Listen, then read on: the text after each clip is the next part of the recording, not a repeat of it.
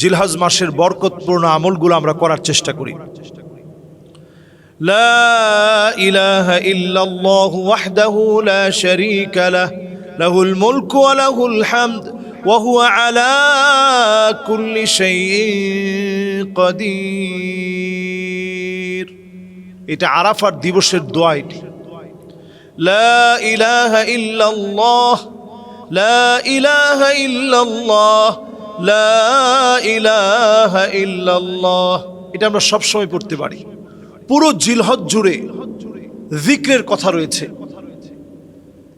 তো এই জিলহজ জুড়ে আমরা লা ইলাহা ইল্লাল্লাহ বেশি বেশি পড়ার চেষ্টা করব।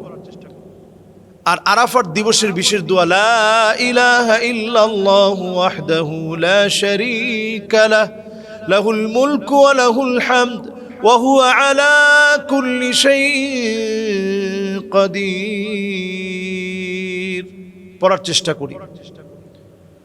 এই সময়টাতে অন্তত আমরা রোজা রাখার চেষ্টা করি, নফল রোজা। যদি পুরো সময়টাতে জিলহজের এই মুবারক সময় যখন হাজী সাহেবরা হজের কার্যক্রমগুলো বাস্তবায়ন করবে, পুরো সময়টা যদি আমরা নাও পারি, তাহলে আরাফার দিবসের রোজা যেন আমরা ভুলে না যাই। আরাফার দিবসের রোজা রাখি ভাই। নবী আলাইহিস সালাতু ওয়াস সালাম আল্লাহর কাছে আশা করতেছেন, আহতাসিবু আলাল্লাহি আইয়ুকাফিরা সানাতাল্লাতী ক্বাবলাহু ওয়াস সানাতাল্লাতী বা'দাহু। আগের এক বছর পরের এক বছরের গুনাহ আল্লাহ তাআলা মাফ করে দিবে। সুবহানাল্লাহি ওয়া বিহামদিহি। এজন্য আরাফার দিবসের রোজা রাখার চেষ্টা করি। আমরা এই সময়ে দান সদকা করি। এই সময় আমরা যারা কোরবানি করব, আমরা জিলহজের প্রথম তারিখ থেকে নিয়ে আমরা নখগুলো কাটবো না, মাথার চুলগুলো কাটবো না, মুছ আমরা খাটো করব না। আমাদের যে সমস্ত লোমগুলো কাটতে হয় সেগুলো আমরা আগেই কেটে ফেলবো। জিলহজের চাঁদ ওঠার পরে কোরবানি দেওয়ার আগ পর্যন্ত আমরা সেগুলো কর্তন করব না। হাদিসে নবী আলাইহিস সালাতু ওয়াস সালাম এর সওয়াবের কথা উল্লেখ করেছেন।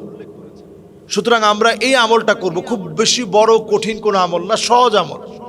আমরা এটা মানার চেষ্টা করব। এখন থেকে যারা নখ কেটে রাখবো, জিলহজের চাঁদ দেখার পর থেকে আমরা নখ কাটবো না। চাঁদটা দেখেই আমরা একটা দোয়া পড়ব, আল্লাহু আকবার, আল্লাহু আকবার, আল্লাহু আকবার, আল্লাহুম্মা হিল্লাহু আলাইনা বিল আমনি ওয়াল ঈমান ওয়াস সালামাতি ওয়াল ইসলাম ওয়াত তাওফীক লিমা তুহিব্বু ওয়া তারদা রব্বি ওয়া রাব্বুকাল্লাহ হিলালু রুশদিন ওয়া খায়র।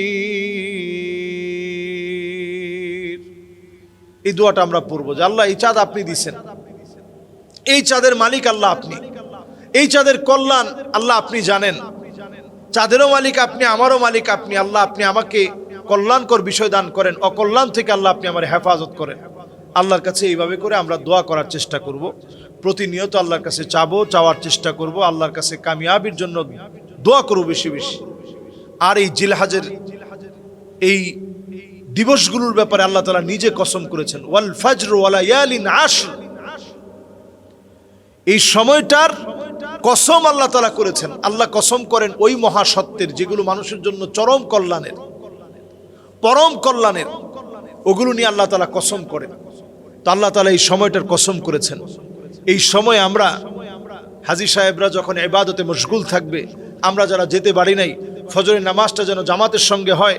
ফজরের নামাজটা জামাতের সঙ্গে পড়ে আমরা একটু সূর্য ওঠার পর, হারাম ওয়াক্ত শেষ হওয়ার পর ইশরাকের 2 রাকাত নামাজ পড়ি।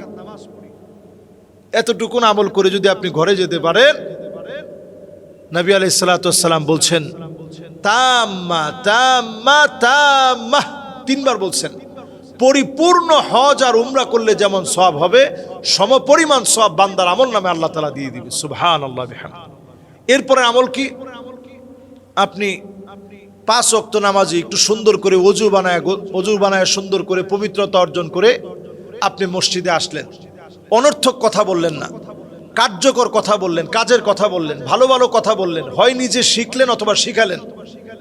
নবী আলাইহিস সালাতু ওয়াস সালাম বলতেছে আজরুহু কা আজরি হাজ্জিল মুহরিম, ইহরাম পরা অবস্থায় যেই লোকটা হজ করলো সে যেমন সওয়াব পাবে, মসজিদে যে এসে সুন্দর সুন্দর কথা বললো শিখলো সে সমান পরিমাণ সওয়াব পেয়ে যাবে। সুবহানাল্লাহ বিহামদিহি। এই জন্য আমরা এই আমলগুলা করব।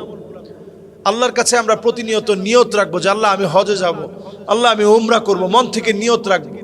যদি আপনি যেতে নাও পারলেন, এর মধ্যে মালাকুল মউত চলে আসলো, আল্লাহ তাআলা বলবেন ফেরেশতারা লেখো। কি লিখবো? আল্লাহ উক্তুব, লেখো। কি লিখবো? এই লোকটা নিয়ত করছিল হজ করবে কিন্তু সে পারে নাই। কাতাবাল্লাহু লাহু হাসানাতান কামিলা, পুরাপুরি হজ করলে যেমন সওয়াব হতো সম পরিমাণ সওয়াব বান্দার আমল নামে আল্লাহ দিয়ে দিবে। সুবহানাল্লাহ বিহামদিহি। এজন্য এই মুবারক সময়টাতে আমরা ইবাদত বন্দেগী, জিকির, আজকার, পশু কেনা থেকে শুরু করে যত কাজগুলা করব এই সবগুলো ইবাদতের মধ্যে গণ্য হবে। আল্লাহ তাআলা আমাদেরকে জিলহজের মুবারক সময়ে নফল রোজা সহ আমাদেরকে প্রত্যেকটা ইবাদত সুন্দর থেকে সুন্দরভাবে করার তৌফিক আল্লাহ তাআলা দান করুক। আসসালামু আলাইকুম ওয়া রাহমাতুল্লাহি ওয়া বারাকাতুহু।